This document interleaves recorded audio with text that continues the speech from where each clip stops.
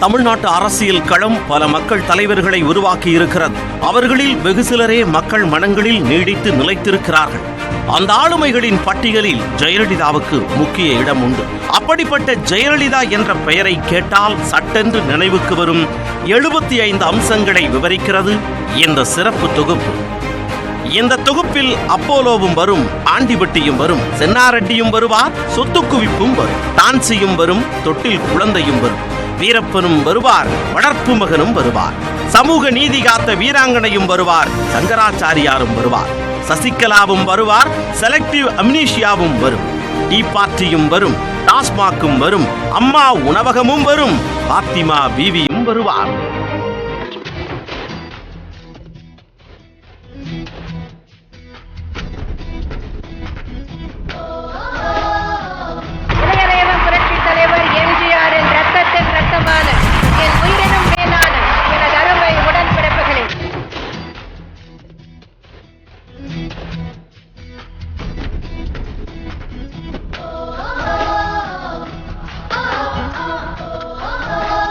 மக்களால் நான், மக்களுக்காகவே நான், உங்களால் நான், உங்களுக்காகவே நான், உங்களுக்காகவே அர்ப்பணிக்கப்பட்டதுதான் என்னுடைய தவ வாழ்வு.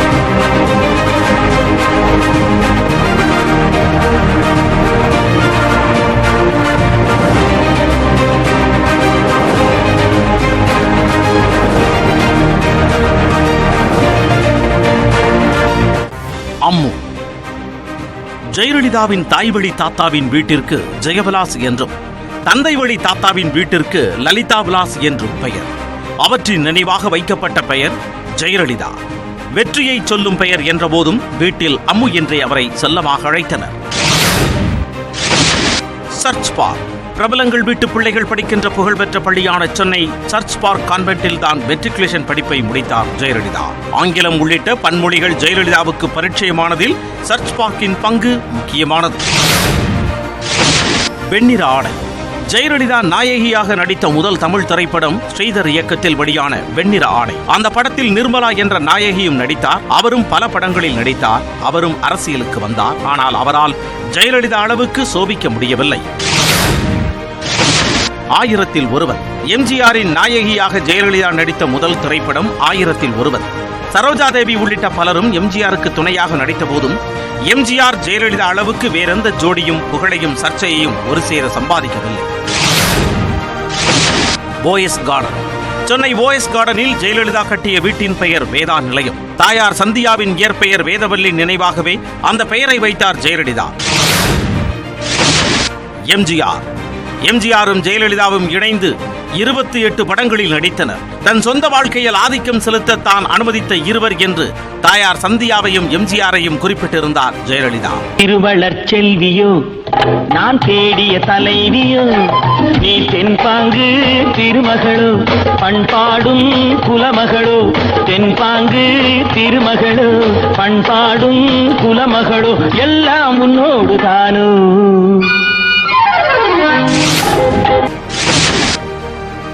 காவிரி தந்த கலைச்செல்வி. சினிமாவில் நடிப்பதை நிறுத்திக் கொண்ட பிறகு நாட்டிய நாடகங்களில் கவனம் செலுத்தி வந்த ஜெயலலிதா எம்ஜிஆர் ஆட்சி காலத்தில் உலக தமிழ் மாநாடு நடத்திய போது காவிரி தந்த கலைச்செல்வி என்கின்ற நாட்டிய நாடகத்தை நடத்தினார். அதுதான் ஜெயலலிதாவின் அரசியல் வாழ்க்கைக்கான ஆரம்ப புள்ளி. சத்துணவு திட்ட உயர்மட்ட குழு. சத்துணவு திட்ட உயர்மட்ட குழு உறுப்பினராக ஜெயலலிதாவை நியமித்தார் எம்ஜிஆர். பள்ளிகளில் இருக்கும் சத்துணவு மையங்களை ஆய்வு செய்வது, ஆலோசனை கொடுப்பது என்று அமைச்சருக்கு இணையாக செயல்பட்டார் ஜெயலலிதா. கொள்கை பரப்பு செயலாளர். அதிமுகவின் கொள்கை பரப்பு செயலாளர் என்கின்ற முக்கியமான பதவியை ஜெயலலிதாவுக்கு கொடுத்தார் எம்ஜிஆர். கட்சிக்குள் காளிமுத்து, எஸ்டிஎஸ், ஆர்.எம். வீரப்பன் உள்ளிட்ட எதிரிகள் பட்டியல் உருவானது அதன் பிறகுதான். ஆர்.எம். வீரப்பன். அதிமுகவின் கொள்கைகளை ஜெயலலிதா சொல்லி தெரிந்து கொள்ள வேண்டிய நிலையில் அதிமுக இருக்கிறது என்று திமுக விமர்சித்த போது ஏற்கனவே வடிவமைக்கப்பட்ட கொள்கைகளை மக்களிடம் பரப்பும் பணியை செய்யும் பிரமுகர் தான் ஜெயலலிதா என்று விளக்கம் கொடுத்தவர் ஆர்.எம். வீரப்பன். அண்ணாவின் இருக்கை. அதிமுகவின் மாநிலங்களவை உறுப்பினரான ஜெயலலிதா அங்கே அண்ணா அமர்ந்திருந்த இருக்கையை தனக்கு கேட்கவே அதிமுக மூத்த எம்பிக்கள் முயற்சி எடுத்து அண்ணாவின் இருக்கையை ஜெயலலிதாவுக்கு பெற்றுக் கொடுத்தனர். பாக்கியராஜ்.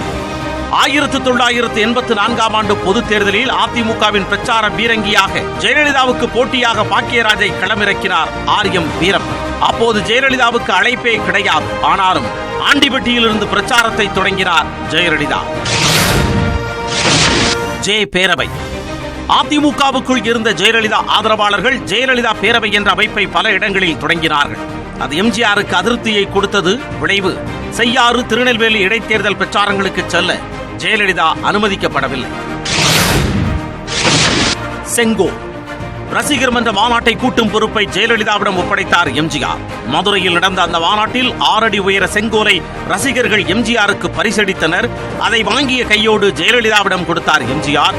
அதிமுகவுக்குள் மிகப்பெரிய அதிர்வலைகளை ஏற்படுத்திய நிகழ்வு அது. ஈழத்தமிழர் உண்ணாவிரதம்.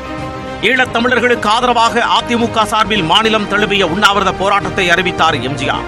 அப்போது ஈழத்தமிழர்களையும் விடுதலை புலிகளையும் ஆதரிக்கும் நிலைப்பாட்டில் இருந்த ஜெயலலிதா செங்கல்பட்டில் உண்ணாவிரதம் இருந்தார். நடராசன். சசிகலாவின் கணவரான நடராசன் 80களில் ஜெயலலிதாவின் அரசியல் ஆலோசகர் போல செயல்பட்டவர். அதிமுகவில் ஜெயலலிதாவுக்கு வரும் நெருக்கடிகளை களைவதில் நடராசனின் பங்கு முக்கியமானது. பின்னாளில் நடராசனை அதிமுகவில் இருந்தும் தனது நட்பு எல்லையிலிருந்தும் விலக்கிவிட்டார் ஜெயலலிதா. சசிகலா. சந்திரலேகா IAS வழியாக ஜெயலலிதாவுக்கு அறிமுகமானவர். வீடியோ கடை நடத்தி வந்த சசிகலா ஜெயலலிதா பேசும் பொதுக்கூட்டங்களை வீடியோ எடுக்கும் பணியை செய்து கொடுத்து ஜெயலலிதாவுக்கு அறிமுகமாகி பிறகு தோழியாகவும் உடன்பிறவா சகோதரியாகவும் மாறினார். எம்ஜிஆரின் உடல். எம்ஜிஆரின் இறுதி அஞ்சலியின் போது அந்த இடத்திலேயே பல மணி நேரங்கள் நின்றிருந்தார் ஜெயலலிதா. அப்போது அவரை அந்த இடத்திலிருந்து அகற்ற அவரது எதிர்கோஷ்டியினர் முயற்சித்ததாகவும் நகங்களை கொண்டு அவரது கைகளை கீறியதாகவும் பின்னாளில் சொன்னார் ஜெயலலிதா. பீரங்கி வண்டி. எம்ஜிஆரின் உடல் ராணுவத்திற்கு சொந்தமான பீரங்கி வண்டியில் ஏற்றப்பட்ட போது அதில் ஏற முயன்றார் ஜெயலலிதா. அப்போது ஜானகி எம்ஜிஆரின் உறவினர் ஒருவர் ஜெயலலிதாவின் நெற்றியில் கை வைத்து தள்ள தடுமாறி கீழே விழுந்தார் ஜெயலலிதா. பொதுவெளியில் நிகழ்த்தப்பட்ட அந்த அவமதிப்பு ஜெயலலிதாவின் வாழ்க்கையில் ஒரு திருப்பு முனை. ஜெயலலிதா, ஜானகி. எம்ஜிஆரின் மறைவிற்கு பிறகு அதிமுக 2ஆக உடைந்தது. ஜானகி, RMB உள்ளிட்டோர் தனியாகவும் ஜெயலலிதா, நெடுஞ்செழியன் உள்ளிட்டோர் தனியாகவும் செயல்பட்டனர். அதிமுக ஜே அணி, ஜா அணி என்று 2 அணிகள் உருவாகின. சேவல். ஜானகி எம்ஜிஆர் அரசு கலைக்கப்பட்டு தேர்தல் அறிவிக்கப்பட்ட போது இரட்டை இலை சின்னத்தை முடக்கிய தேர்தல் ஆணையம் ஜே அணிக்கு சேவல் சின்னத்தையும் ஜா அணிக்கு இரட்டை புறா சின்னத்தையும் ஒதுக்கியது. போடி நாயக்கர். 1989ஆம் ஆண்டு தேர்தலில் அதிமுக ஜே அணி சார்பில் போடி நாயக்கனூரில் சேவல் சின்னத்தில் போட்டியிட்டு வெற்றி பெற்றார். அப்போது அவரை எதிர்த்து ஜானகி அணி சார்பில் நின்றவர் வெண்ணிராடை நிர்மலா. எதிர்க்கட்சி தலைவர். 1989ஆம் ஆண்டு தேர்தலில் திமுக வெற்றி பெற்று ஆட்சி அமைத்த போது பிரதான எதிர்க்கட்சி அந்தஸ்து அதிமுக ஜே அணிக்கு கிடைத்தது. தான் வகித்து வந்த MP பதவியை ராஜினாமா செய்துவிட்டு தமிழக சட்டமன்றத்தின் முதல் பெண் எதிர்க்கட்சி தலைவரானார் ஜெயலலிதா. சட்டமன்ற கலவரம். 1989ஆம் ஆண்டு மார்ச் மாதம் 25ஆம் தேதி அன்று தமிழ்நாடு சட்டமன்றத்தில் மிகப்பெரிய கலவரம் வெடித்தது. ஜெயலலிதாவின் சேலை இழுக்கப்பட்டதாகவும் கருணாநிதியின் மூக்கு கண்ணாடி உடைக்கப்பட்டதாகவும் மிகப்பெரிய சர்ச்சை வெடித்தது. மதுரை கிழக்கும் மருங்காபுரியும். இரட்டை இலை மீட்கப்பட்ட பிறகு நடந்த மருங்காபுரி மதுரை கிழக்கு இடைத்தேர்தல்களில் அதிமுகவின் பொன்னுச்சாமியும் SR ராதாவும் வெற்றி பெற்றனர். ஆளும் திமுகவை எதிர்த்து ஜெயலலிதா தலைமையிலான ஒருங்கிணைந்த அதிமுக பெற்ற முக்கியமான வெற்றி அது. அந்த ராஜினாமா. ஜெயலலிதா தனது MLA பதவியை ராஜினாமா செய்து சபாநாயகர் தமிழ் குடிமகனுக்கு கடிதம் எழுதியிருப்பதாக பத்திரிகைகளில் செய்தி வெளியானது. ஆனால் அந்த கடிதத்தை தான் எழுதவில்லை என்று மறுத்துவிட்டார் ஜெயலலிதா. 356. தமிழ்நாட்டில் விடுதலை புலிகளின் நடமாட்டம் அதிகரித்து சட்டம் ஒழுங்கு சீர்கெட்டு விட்டதால் 356வது பிரிவை கொண்டு கருணாநிதி அரசை கலைக்க வேண்டுமென குடியரசுத் தலைவர் வெங்கட்ராமன், பிரதமர் சந்திரசேகர் உள்ளிட்டோருக்கு அழுத்தம் கொடுத்தார் ஜெயலலிதா. அதன்படியே திமுக அரசு கலைக்கப்பட்டது. தேர்தலில் வென்று முதலமைச்சரான பெண். 1991ஆம் ஆண்டு தேர்தலில் வெற்றி பெற்று தமிழ்நாட்டின் முதலமைச்சரானதன் மூலம் தேர்தலில் போட்டியிட்டு வென்று முதல் பெண் முதலமைச்சர் என்ற பெருமையும் ஜெயலலிதாவுக்கு கிடைத்தது. மலிவு விலை மது ரத்து. திமுக ஆட்சி காலத்தில் கொண்டுவரப்பட்ட மலிவு விலை மதுவை ரத்து செய்து முதல் உத்தரவை பிறப்பித்தார் முதலமைச்சர் ஜெயலலிதா. அதன் மூலம் பெண்களின் பேராதரவு ஜெயலலிதாவுக்கு கிடைக்கத் தொடங்கியது. ₹1 சம்பளம். மக்கள் சேவையை செய்வதற்காகவே அரசியலுக்கு வந்து முதலமைச்சராக பதவியேற்றதாக சொன்ன ஜெயலலிதா தனக்கான மாத சம்பளமாக வெறும் ₹1 மட்டும் பெற்றுக்கொள்வதாக அறிவித்தார். தொட்டில் குழந்தை. பெற்றோர் வளர்க்க விரும்பாத குழந்தைகளை அரவணைத்து வளர்க்க ஜெயலலிதா அறிமுகம் செய்த முக்கியமான திட்டம் தொட்டில் குழந்தை திட்டம். தனது ஆட்சி காலத்தில் பல நல்ல திட்டங்களை அமல்படுத்தினாலும் தொட்டில் குழந்தை திட்டம் பெற்றுக் கொடுத்த புகழ் மிகப்பெரியது. கச்சத்தீவு சபதம். சுதந்திர தினத்தன்று தேசிய கொடியை ஏற்றி வைத்து பேசிய முதலமைச்சர் ஜெயலலிதா இந்திய அரசால் இலங்கைக்கு தாரை வார்க்கப்பட்ட கச்சத்தீவை மீட்டெடுப்பேன் என்று சபதம் எடுத்தார். ஆனால் இன்று வரை கச்சத்தீவு இலங்கையுடனேயே இருக்கிறது. மகளிர் காவல் நிலையம். பெண்களின் பிரச்சனைகளை கையாளுவதற்கென முழுக்கவே பெண்களை காவலர்களாக கொண்ட அனைத்து மகளிர் காவல் நிலையங்களை உருவாக்கினார் ஜெயலலிதா. பெண்களின் பாதுகாப்பில் மகளிர் காவல் நிலையங்களின் தாக்கம் முக்கியமானது. மெரினா உண்ணாவிரதம். காவிரி நடுவர் மன்ற இடைக்கால தீர்ப்பின்படி தமிழகத்திற்கு தர வேண்டிய நீரை தர கர்நாடக அரசு மறுத்தபோது சென்னை மெரினா கடற்கரையில் உண்ணாவிரதம் தொடங்கினார் முதலமைச்சர் ஜெயலலிதா. சமூக நீதி காத்த வீராங்கனை. தமிழ்நாட்டில் அமலில் இருந்த 69% இடஒதுக்கீட்டிற்கு உச்சநீதிமன்ற தீர்ப்பால் ஆபத்து வந்த போது அதை காப்பாற்ற சட்டமன்றத்தில் தனி சட்டம் நிறைவேற்றினார் ஜெயலலிதா. அதற்காக சமூக நீதி காத்த வீராங்கனை என்ற பட்டத்தை ஜெயலலிதாவுக்கு கொடுத்தார் திராவிடர் கழக தலைவர் கி. வீரமணி. மகாமகம். கும்பகோண மகாமக குளத்தில் புனித நீராடுவதற்காக முதலமைச்சர் ஜெயலலிதா வந்தார். குளத்தில் ஜெயலலிதாவும் சசிகலாவும் நீராடினர். பிரம்மாண்டமாக நடைபெற்ற மகாமக திருவிழாவில் பங்கேற்கவும் ஜெயலலிதாவை பார்க்கவும் வந்த கூட்டத்தில் ஏற்பட்ட நெரிசலால் 48 பேர் பலியாகினர். ராஜீவின் ரத்தம். 90களின் தொடக்கத்தில் அதிமுக காங்கிரஸ் உறவு சுமூகமாக சென்று கொண்டிருந்த சமயத்தில் 1991ஆம் ஆண்டு தேர்தலில் ராஜீவ்காந்தியின் ரத்தத்தால் தான் முதல்வராகவில்லை என்று ஜெயலலிதா பேசியது பெரிய சர்ச்சையாக வெடித்தது. வளர்ப்பு மகன். சசிகலாவின் சகோதரி மகன் VN சுதாகரனை வளர்ப்பு மகனாக தத்தெடுத்துக் கொண்ட ஜெயலலிதா அவருக்கு நடிகர் சிவாஜியின் பேத்தியை திருமணம் செய்து வைத்தார். ஆடம்பரத்தின் உச்சமாக நடந்த அந்த திருமண விழா மிகப்பெரிய சர்ச்சைகளுக்கு வித்திட்டது. சென்னாரெட்டி. தமிழ்நாட்டில் ஆளுநராக நியமிக்கப்பட்ட சென்னாரெட்டிக்கு முதல்வர் ஜெயலலிதாவுக்கும் இடையே பலத்த கருத்து வேறுபாடுகள் ஏற்பட்டன. கோப்புகள் கையெழுத்தாவது தொடங்கி பல விஷயங்களில் சர்ச்சைகள். அதன் உச்சம்தான் சென்னாரெட்டி குறித்து ஜெயலலிதா சொன்ன தனிப்பட்ட விமர்சனம். அமைச்சரவை மாற்றம். முதலமைச்சர் ஜெயலலிதா தனது அமைச்சர்களை அடிக்கடி நீக்கியும் சேர்த்தும் உத்தரவுகளை பிறப்பித்துக் கொண்டிருந்தார். அது முதலமைச்சரின் பிரத்யேக உரிமை என்ற போதும் அமாவாசை தோறும் அமைச்சரவை மாற்றம் நடப்பதாக எதிர்க்கட்சிகள் விமர்சித்தன. சுப்பிரமணியன் சுவாமி. திமுக அரசை கலைப்பதில் ஜெயலலிதாவுக்கு துணை நின்ற சுப்பிரமணியன் சுவாமிதான் பின்னாளில் ஜெயலலிதா மீது வழக்குகள் தொடர்வதற்கான அனுமதியை ஆளுநர் சென்னாரெட்டியிடம் பெற்று அதிர்வலைகளை கிளப்பினார். சுகவனம். 1996ஆம் ஆண்டு தேர்தலில் மீண்டும் பர்கூர் தொகுதியில் போட்டியிட்ட ஜெயலலிதா திமுக வேட்பாளர் AG சுகவனத்திடம் தோல்வியடைந்தார். அந்த தேர்தலில் அதிமுகவுக்கு வெறும் 4 தொகுதிகளே கிடைத்திருந்தன. ஜெயலலிதா கைது. திமுக ஆட்சி காலத்தில் ஜெயலலிதா மற்றும் அவரது அமைச்சரவை சகாக்கள் மீது பல்வேறு வழக்குகள் தொடரப்பட்டன. உச்சகட்டமாக ஜெயலலிதாவை கைது செய்து சிறையில் அடைத்தது கருணாநிதி அரசு. சொத்து குவிப்பு. மாதம் ₹1 மட்டுமே சம்பளம் வாங்கிய ஜெயலலிதா 5 ஆண்டுகளில் 60 கோடிக்கும் அதிகமாக சொத்து சேர்த்தது தொடர்பாக வழக்கு தொடரப்பட்டது.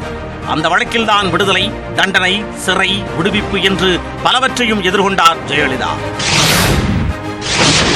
டான்சி. அரசுக்கு சொந்தமான டான்சி நிலத்தை அரசு ஊழியரான ஜெயலலிதா வாங்கியது தொடர்பாக வழக்கு தொடரப்பட்டு இறுதியில் சிறை தண்டனை விதிக்கப்பட்டது. அதன் காரணமாகவே பின்னாளில் ஜெயலலிதா பதவி இழக்க வேண்டிய சூழல் உருவானது. இறுதியில் டான்சி வழக்கிலிருந்து விடுவிக்கப்பட்டார் ஜெயலலிதா. வாஜ்பாய். 1996ஆம் ஆண்டு தேர்தலில் தோல்வியடைந்த ஜெயலலிதா மீண்டும் வெற்றி பெற 1998ஆம் ஆண்டு மக்களவை தேர்தலில் பாஜகவுடன் கூட்டணி வைத்தார். அந்த கூட்டணியில் வைகோ, ராமதாஸ் உள்ளிட்டோர் இடம்பெற்றனர். தேர்தலின் முடிவில் வாஜ்பாய் அரசு அமைந்த போது அந்த அரசில் அதிமுக இடம்பெற்றது. Selective amnesia. வாஜ்பாய் அரசில் அதிமுக இடம்பெற்றிருந்த நிலையில் பாஜகவின் மூத்த தலைவர்களோடு ஜெயலலிதாவுக்கு கருத்து வேறுபாடு ஏற்பட்டது. அதன் உச்சமாகவே அத்வானி செலக்டிவ் அம்னீஷியாவால் பீடிக்கப்பட்டுள்ளதாக விமர்சித்து அதிர்வுகளை கிளப்பினார் ஜெயலலிதா. டீ பார்ட்டி வாஜ்பாய் அரசுக்கான ஆதரவை திரும்ப பெற முடிவெடுத்தார் ஜெயலலிதா. அது குறித்து பேச சுப்பிரமணியன் சுவாமியின் முயற்சியால் டீ பார்ட்டி ஏற்பாடானது. அந்த விருதில் சோனியாவும் ஜெயலலிதாவும் சந்தித்து பேசினர். அந்த டீ பார்ட்டி தான் வாஜ்பாய் அரசை வீழ்த்தியது. 4 தொகுதிகள். 2001ஆம் ஆண்டு சட்டமன்ற தேர்தலில் ஆண்டிபட்டி, கிருஷ்ணகிரி, பர்கூர், புவனகிரி ஆகிய 4 தொகுதிகளில் வேட்புமனு தாக்கல் செய்தார் ஜெயலலிதா. ஒருவர் 2 தொகுதிகளுக்கு மேல் போட்டியிடக் கூடாது என்ற விதிமுறையை மீறியதால் அவரது 4 வேட்புமனுக்களும் தள்ளுபடி செய்யப்பட்டன. பாத்திமா பீவி 2001ஆம் ஆண்டு சட்டமன்ற தேர்தலில் பிரம்மாண்ட கூட்டணி அமைத்து வென்ற ஜெயலலிதாவுக்கு முதலமைச்சராக பதவி பிரமாணம் செய்து வைத்தார் ஆளுநர் பாத்திமா பீவி. டான்சி வழக்கில் சிறை தண்டனை பெற்ற ஜெயலலிதாவுக்கு பதவி பிரமாணம் செய்து வைத்தது தவறு என்ற விமர்சனம் பலமாக எழுந்தது. நள்ளிரவு கைது. கருணாநிதி ஆட்சியில் ஜெயலலிதா கைது செய்யப்பட்டது போல ஜெயலலிதா ஆட்சியில் மேம்பால முறைகேடு வழக்கில் திமுக தலைவர் கருணாநிதி நள்ளிரவில் கைது செய்யப்பட்டார். அப்போது மத்திய அமைச்சர்கள் முரசொலி மாறனும் டி.ஆர். பாலுவும் கைது செய்யப்பட்டது தேசிய அளவில் பேசுபொருளானது. ஓ பன்னீர்செல்வம் டான்சி வழக்கில் தண்டனை பெற்ற ஜெயலலிதா முதலமைச்சராக பதவியேற்றதற்கு எதிராக தொடரப்பட்ட வழக்கில் உச்சநீதிமன்றம் தீர்ப்பளித்ததை தொடர்ந்து ஜெயலலிதாவின் முதலமைச்சர் பதவி பறிபோனது. அதனைத் தொடர்ந்து ஓ பன்னீர்செல்வத்தை முதலமைச்சராக்கினார் ஜெயலலிதா. ஆண்டிபட்டி டான்சி வழக்கு மேல்முறையீடு ஜெயலலிதாவுக்கு சாதகமாக வரவே மீண்டும் முதலமைச்சராக தயாரானார் ஜெயலலிதா. அப்போது ஜெயலலிதா போட்டியிடுவதற்கு வசதியாக ஆண்டிபட்டி எம்எல்ஏ தங்க தமிழ்ச்செல்வன் பதவி விலகினார். அந்த தொகுதி இடைத்தேர்தலில் வெற்றி பெற்று மீண்டும் முதலமைச்சரானார் ஜெயலலிதா. பிரபாகரனை கைது செய்ய தீர்மானம். ராஜீவ்காந்தி கொலை வழக்கு தொடர்பாக விடுதலை புலிகள் இயக்கத்தின் தலைவர் பிரபாகரனை கைது செய்ய வேண்டும் என்று வலியுறுத்தி தமிழ்நாடு சட்டமன்றத்தில் தீர்மானம் நிறைவேற்றினார் முதலமைச்சர் ஜெயலலிதா. அந்த தீர்மானம் நிறைவேற்றப்பட்ட சட்டமன்றத்தில் சபாநாயகராக இருந்தவர் எம்ஜிஆர் காலத்து தீவிர ஈழ ஆதரவாளராக விளங்கிய காளிமுத்து. பொடா வாஜ்பாய் அரசு கொண்டு வந்த பொடா சட்டத்தை பயன்படுத்தி மதிமுக பொதுச் செயலாளர் வைகோவை சிறையில் அடைத்தார் ஜெயலலிதா. விடுதலை புலிகளுக்கு ஆதரவாக பேசினார் என்ற குற்றச்சாட்டின் அடிப்படையில் கைது செய்யப்பட்ட வைகோ 19 மாதங்கள் சிறைவாசம் அனுபவித்தார். வீரப்பன் பல ஆண்டுகளாக சந்தனமர கடத்தலில் ஈடுபட்டு தமிழ்நாடு, கர்நாடக அரசுகளுக்கு சிம்ம சொப்பனமாக இருந்த வீரப்பனை பிடிக்க ஜெயலலிதா அரசு தீவிர நடவடிக்கையை எடுத்தது. அதன் நீட்சியாக வீரப்பன் தமிழ்நாடு காவல்துறையால் சுட்டுக் கொல்லப்பட்டார். டாஸ்மாக் எம்ஜிஆர் தொடங்கிய டாஸ்மாக் நிறுவனத்தின் வழியாக நேரடி மதுபான விற்பனையை தொடங்கியது ஜெயலலிதா அரசு. மதுவிலக்கை ரத்து செய்தார் கருணாநிதி என்ற குற்றச்சாட்டிற்கு நிகராக அரசே மது விற்பனையில் ஈடுபட காரணமானவர் ஜெயலலிதா என்ற விமர்சனம் இன்றும் தொடர்வதற்கு ஜெயலலிதா எடுத்த இந்த முடிவு முக்கிய காரணம். சங்கராச்சாரியா சங்கர்ராமன் கொலை வழக்கில் தொடர்புடையதாக குற்றம் சாட்டப்பட்ட காஞ்சி சங்கராச்சாரியர்களான ஜெயேந்திரரையும் விஜயேந்திரையும் கைது செய்தது ஜெயலலிதா அரசு.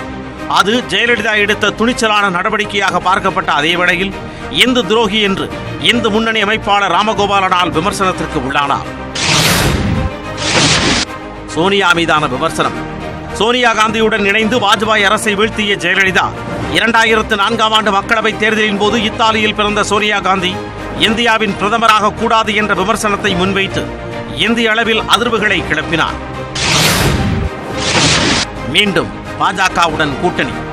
1998ஆம் ஆண்டில் முதன்முறையாக பாஜகவுடன் கூட்டணி வைத்த ஜெயலலிதா அந்த கூட்டணியில் இருந்து வெளியேறிய பிறகு இனி தனது வாழ்நாளில் பாஜகவுடன் கூட்டணி அமைக்க மாட்டேன் என்று பகிரங்கமாக வாக்குறுதி கொடுத்தார். ஆனால் அதற்கு மாறாக 2004ஆம் ஆண்டில் மீண்டும் பாஜகவுடன் கூட்டணி அமைத்தார் ஜெயலலிதா. மைனாரிட்டி அரசு. 2006ஆம் ஆண்டு தேர்தலில் ஆட்சி அமைக்க பெரும்பான்மை இல்லாத நிலையில் கூட்டணி கட்சிகளின் ஆதரவோடு ஆட்சி அமைத்தார் கருணாநிதி. அதனால் அந்த அரசை 5 ஆண்டுகளுக்கு மைனாரிட்டி அரசே என்று விமர்சித்தார் ஜெயலலிதா. ஆனால் ஒரு முறை கூட கருணாநிதி அரசின் மீது ஜெயலலிதா நம்பிக்கையில்லா தீர்மானம் கொண்டு வரவில்லை. தனி ஈழமும் ஜெயலலிதாவும். 2009ஆம் ஆண்டு மக்களவை தேர்தல் சமயத்தில் பேசிய ஜெயலலிதா, ஈழத்தமிழர்கள் அவர்கள் மண்ணிலேயே ஈழம் காண்பார்கள், அது அவர்களின் அன்னை பூமி, இந்திய அரசின் எல்லா செல்வாக்கையும் பயன்படுத்தி ஈழம் அமைப்பேன், இது தேச விரோத கருத்து அல்ல, இந்தியாவை துண்டாடி ஈழம் அமைப்பேன் என்று நான் சொல்லவில்லை, இலங்கையில் தான் தனி ஈழம் அமைப்போம் என்று கூறினேன் என்றார். சசிகலா குடும்பத்தினர் நீக்கம். ஜெயலலிதாவின் உடன்பிறவா சகோதரி என்று அழைக்கப்பட்ட சசிகலாவையும் அவரது குடும்பத்தினரையும் திடீரென கட்சியிலிருந்து நீக்கி ஆச்சரியத்தையும் அதிர்ச்சியையும் ஒரு சேர ஏற்படுத்தினார் ஜெயலலிதா. சோ ராமசாமி. பிரபல பத்திரிகையாளரும் நகைச்சுவை நடிகருமான சோ ராமசாமி ஜெயலலிதாவின் நம்பிக்கைக்குரிய நண்பர். 1996ஆம் ஆண்டில் ஜெயலலிதாவுக்கு எதிரான நிலைப்பாட்டை எடுத்த சோ பின்னாளில் ஜெயலலிதாவின் அரசியல் ஆலோசகராகவே மாறினார். கட்சியிலும் ஆட்சியிலும் ஜெயலலிதா எடுத்த முடிவுகளின் பின்னணியில் சோ ராமசாமியின் பங்களிப்பும் இருந்தது. விஜயகாந்த். தேமுதிகவை தொடங்கிய விஜயகாந்தை ஆரம்ப காலத்தில் கடுமையாக விமர்சித்த ஜெயலலிதா 2011ஆம் ஆண்டு தேர்தலின் போது விஜயகாந்தின் தேமுதிகவுடன் கூட்டணி அமைத்துக் கொண்டார். தேர்தல் வெற்றியை கொடுத்த அந்த கூட்டணி ஜெயலலிதா விஜயகாந்த் இடையே சட்டமன்றத்தில் நடந்த மோதலால் முறிந்து போனது. மோடி லேடி.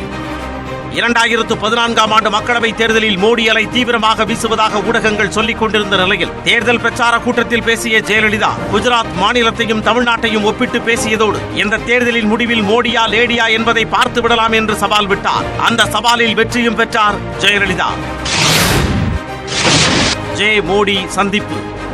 இந்தியாவின் பிரதமராக பொறுப்பேற்ற நரேந்திர மோடி தமிழ்நாட்டிற்கு வந்தபோது முதலமைச்சர் ஜெயலலிதாவின் போயஸ் கார்டன் வீட்டிற்கு நேரில் சென்று விருந்தில் பங்கேற்று அவர் கொடுத்த கோரிக்கை மனுவையும் பெற்றுக் கொண்டார். பிரதமர் தனது அதிகார படிநிலைகளை கடந்து முதலமைச்சர் இருந்த ஜெயலலிதாவின் வீட்டிற்கு சென்றது இந்திய அளவில் வியப்புடன் பார்க்கப்பட்டது. அம்மா உணவகம். விளிம்பு நிலை மக்களும் ஏழை தொழிலாளர்களுக்கும் மலிவு விலையில் உணவு வாங்கி சாப்பிட வகை செய்தது அம்மா உணவக திட்டம். அந்த திட்டம் இந்தியாவின் வேறு பல மாநில முதலமைச்சர்களையும் கவர்ந்ததால் அங்கெல்லாம் அம்மா உணவகம் போன்ற உணவகங்கள் அரசின் சார்பில் உருவாக்கப்பட்டன. குமாரசாமி குன்கா. சொத்து குவிப்பு வழக்கில் ஜெயலலிதா குற்றவாளி என்று பெங்களூரு சிறப்பு நீதிமன்ற நீதிபதி மைக்கேல் டி குன்கா தீர்ப்பளித்தார். அதனால் ஜெயலலிதா முதலமைச்சர் பதவியை இழந்தார். பிறகு அந்த தீர்ப்பின் மீதான மேல்முறையீட்டு வழக்கை விசாரித்த கர்நாடக உயர்நீதிமன்ற நீதிபதி குமாரசாமி சொத்து குவிப்பு வழக்கில் ஜெயலலிதாவை விடுதலை செய்தார். பரப்பன அக்ரஹாரா. சொத்து குவிப்பு வழக்கில் நீதிபதி குன்காவால் தண்டனை விதிக்கப்பட்டு பெங்களூரு பரப்பன அக்ரஹார சிறையில் அடைக்கப்பட்டார் ஜெயலலிதா. அந்த சிறைவாசம் ஜெயலலிதாவின் வாழ்க்கையில் தவிர்க்க முடியாத அத்தியாயம். கோடநாடு. முதலமைச்சராக இருந்த ஜெயலலிதா அவ்வப்போது ஓய்வெடுத்துக் கொள்வதற்கு செல்லும் இடமாக கோடநாடு பங்களா இருந்தது. அரசு பணிகள் தொடங்கி கட்சி பணிகள் வரை அனைத்தையும் அவர் அங்கிருந்தே செய்தார். கோடநாடு பங்களா அவரது மறைவிற்கு பிறகு நடந்த கொலை கொள்ளையால் பெரும் சர்ச்சைக்குள்ளானது. ஆர்கே நகர். நீதிபதி குமாரசாமியின் தீர்ப்பை தொடர்ந்து மீண்டும் முதலமைச்சராக பொறுப்பேற்ற ஜெயலலிதா சட்டமன்ற உறுப்பினராக தேர்வு பெற வசதியாக ஆர்கே நகர் சட்டமன்ற உறுப்பினர் வெற்றிவேல் ராஜினாமா செய்தார். அந்த தொகுதிக்கு நடந்த இடைத்தேர்தலில் தன்னை எதிர்த்து போட்டியிட்ட அனைத்து வேட்பாளர்களையும் டெபாசிட் இழக்கச் செய்து பிரம்மாண்ட வெற்றியை பெற்றார் ஜெயலலிதா. பாட்ஷா விஸ்வரூபம் தலைவா. ஜெயலலிதாவின் அரசியல் பயணத்தில் ரஜினியின் பாட்ஷா, கமலஹாசனின் விஸ்வரூபம், விஜயின் தலைவா ஆகிய 3 படங்கள் முக்கியமானவை. பாட்ஷா வெளியீட்டிற்கு பிறகு அது குறித்து ரஜினி ஜெயலலிதா இடையே சர்ச்சை வெடித்தது. ஜெயலலிதா ஆட்சியில் தான் கமலின் விஸ்வரூபம் படம் வெளியாவதில் சிக்கல் உருவானது. அதேபோல விஜயின் தலைவா படத்தில் இடம்பெற்ற டைம் டு லீட் என்ற வாசகம் பெரும் சர்ச்சையானது. அப்போலோ. முதலமைச்சராக இருந்த ஜெயலலிதா திடீரென உடல்நிலை பாதிக்கப்பட்டு சென்னை அப்போலோ மருத்துவமனையில் அனுமதிக்கப்பட்டார். 75 நாட்களுக்கு நடந்த தொடர் மருத்துவ சிகிச்சைகள் எந்த பலனையும் கொடுக்கவில்லை. அப்போலோவிலேயே அவர் உயிர் பிரிந்தது. ஆறுமுகசாமி ஆணையம். அப்போலோ மருத்துவமனையில் முதலமைச்சர் ஜெயலலிதாவுக்கான மருத்துவ சிகிச்சை அளிக்கப்பட்ட விதத்தில் வெளிப்படைத்தன்மை இல்லை என்ற விமர்சனத்தின் நீட்சியாக நீதிபதி ஆறுமுகசாமி தலைமையிலான விசாரணை ஆணையம் எடப்பாடி பழனிசாமி முதலமைச்சராக இருந்தபோது அமைக்கப்பட்டு மு.க. ஸ்டாலின் முதலமைச்சரான பிறகு அதன் அறிக்கை வெளியானது.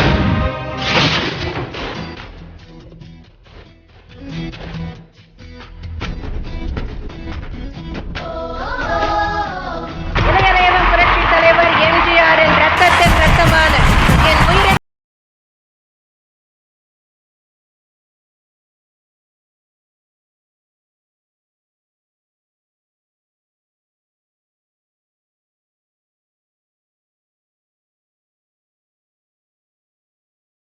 மக்களுக்காகவே நான், உங்களால் நான், உங்களுக்காகவே நான், உங்களுக்காகவே அர்ப்பணிக்கப்பட்டதுதான் என்னுடைய தவ வாழ்வு.